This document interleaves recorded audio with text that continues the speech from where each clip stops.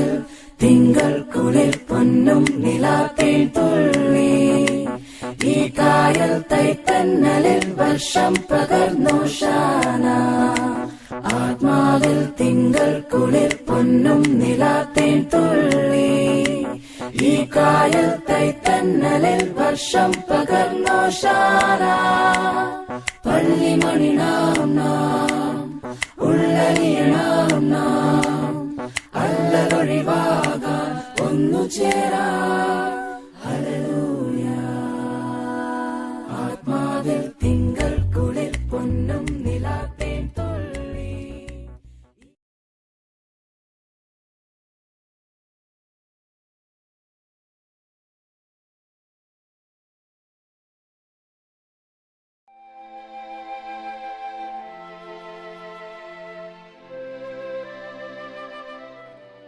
Mariam Thresia was born on April 26 as the daughter of Thoma and Danda Chiramel, Mankidea in the village of Putranchera, Thrissur district, Kerala.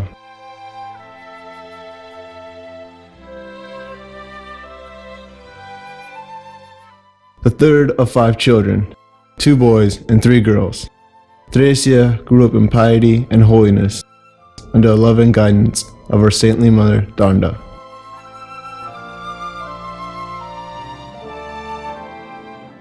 From early childhood, Thresia was moved by an intense desire to love God. For this purpose, she fasted 4 times a week and prayed the Mariam Rosary several times a day.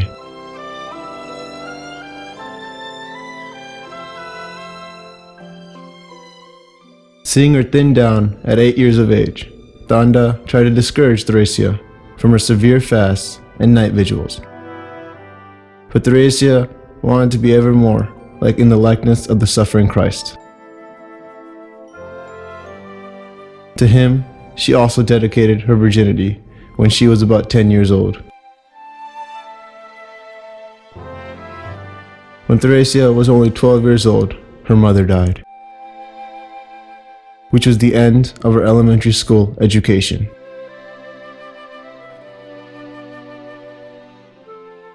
She now set on a long search to recognize her own vocation in life.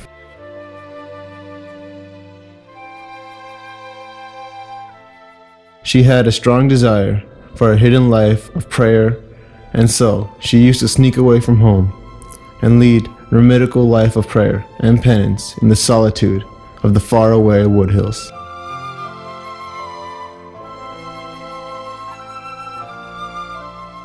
She continued to be in the church with 3 of her companions for cleaning the church and decorating the altar.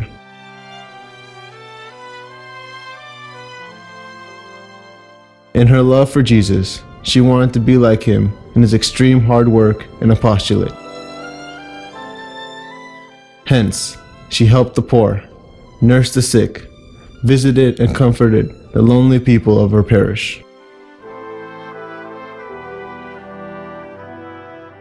She nursed even the hideous and revolting cases of leprosy and smallpox, often abandoned to their lot by the poor relatives who had no means of caring for them. Upon their death, she took care of their orphan children.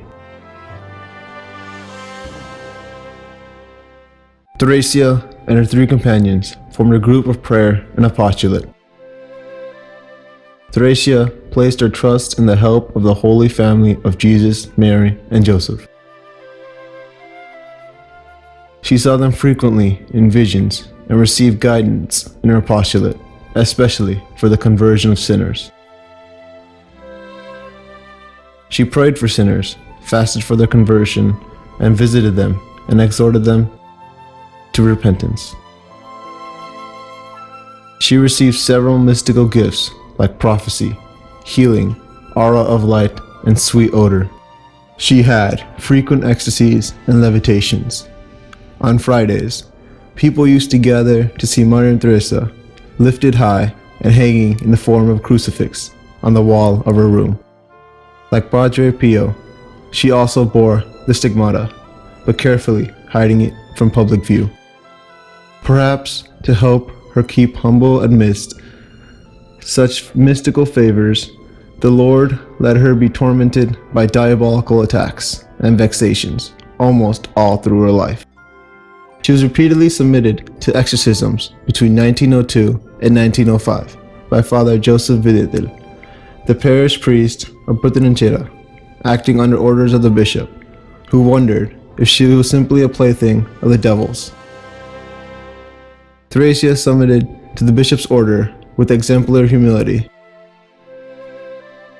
From 1902 till her death, she had Father Videdil for spiritual director.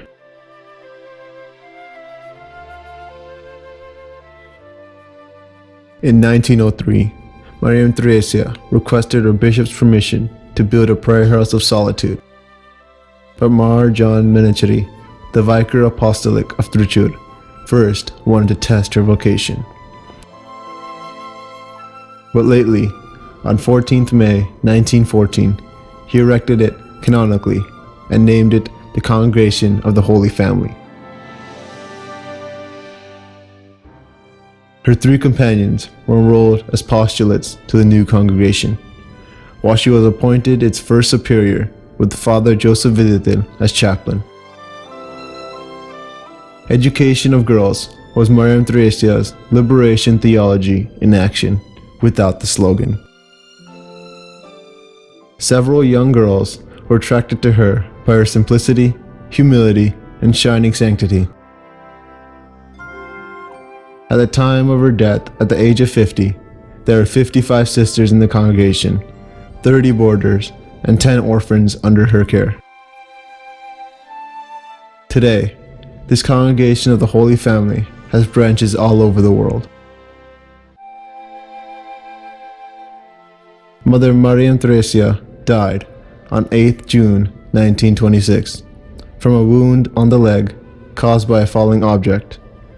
After her death, the fame of Mariam Thresia spread as she continued from heaven to succor the sick and the needy through miraculous favors.